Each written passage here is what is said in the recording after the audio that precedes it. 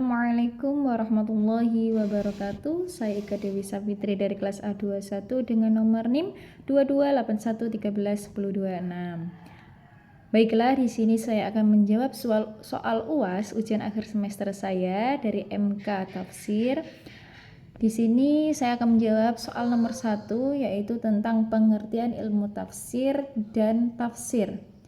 Apa sih yang dimaksud dengan ilmu tafsir? Ilmu tafsir di sini adalah ilmu yang mempelajari tentang metode dan prinsip-prinsip dalam menafsirkan Al-Quran. Sedangkan tafsir itu adalah hasil dari penafsiran Al-Quran itu sendiri. Nah, ilmu tafsir itu wajib dikuasai oleh seorang mufasir. Kenapa? Karena bagi seorang mufasir dalam memahami Al-Quran itu harus menguasai ilmu tafsir. Untuk apa? Untuk membantu memahami makna dari Al-Quran secara tepat dan akurat. Nah, dalam hal ini menurut pendapat Imam Az-Zarkasi dalam kitab Al-Burhan fi Ulumil Quran di juz 1 halaman 13 mengatakan bahwa ilmu tafsir adalah ilmu yang mempelajari tentang cara-cara memahami makna Al-Quran dan menafsirkannya. Baiklah, di sini saya akan menjawab soal yang nomor 2. Soal yang nomor 2 adalah membedakan antara tafsir bil ma'thur dengan tafsir bil ra'yi. Apa sih bedanya dari keduanya? Bedanya dari keduanya itu dapat dibedakan dari satu sumbernya, yang kedua adalah metodenya, yang ketiga contohnya. Berdasarkan dari sumbernya, kalau tafsir bil ma'thur itu bersumber dari riwayat atau asar dari Nabi dan para sahabatnya. Kalau tafsir bil ra'yi itu sumbernya berdasarkan pendapat dan ijtihad dari seorang mufassir. Sedangkan metode yang digunakan, kalau yang metode yang digunakan dari tafsir bil ma'thur itu adalah penafsiran berdasarkan teks yang sahih. Kalau tafsir bil ra'yi itu penafsiran berdasarkan analisis dan interpretasi dari mufassir.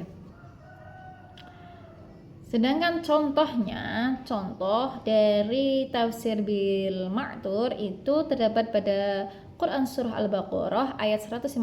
Di situ bahwasanya Safa dan Marwa adalah bukit yang berada di Mekah. Sedangkan pada contoh dalam tafsir bil ra'yi itu terdapat pada surah Al-Maidah ayat 3 yang menjelaskan bahwasanya bangkai yang disembelih tanpa tata cara secara syara itu termasuk dengan sama halnya dengan bangkai. Baiklah, di sini saya akan menjawab soal yang ketiga. Soal yang ketiga adalah berhubungan dengan asbabun nuzul. Asbabun nuzul itu adalah sebab-sebab diturunkannya ayat Al-Qur'an. Dan di sini sebagai seorang mufassir kita harus mengetahui tentang asbabun nuzul. Kenapa? Karena dapat memudahkan bagi seorang mufassir dalam memahami makna ayat secara tepat dan akurat.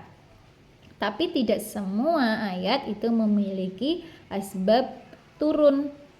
Tetapi dengan mengetahui asbabun nuzul kita dapat memahami atau bagi seorang mufassir itu dapat memudahkan untuk memahami ayat secara tepat sesuai dengan pendapatnya Imam Az-Zarkasi dalam kitab Al-Burhan fi Ulumil Quran juz 1 halaman 25. Baiklah, saya akan menjawab soal yang nomor 4.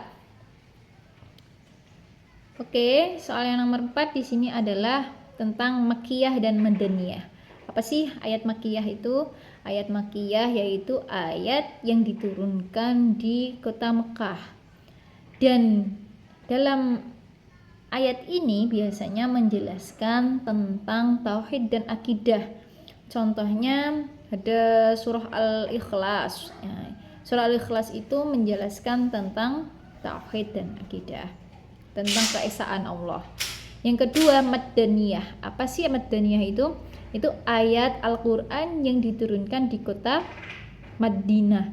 Ayat ini menjelaskan tentang syariah dan hukum.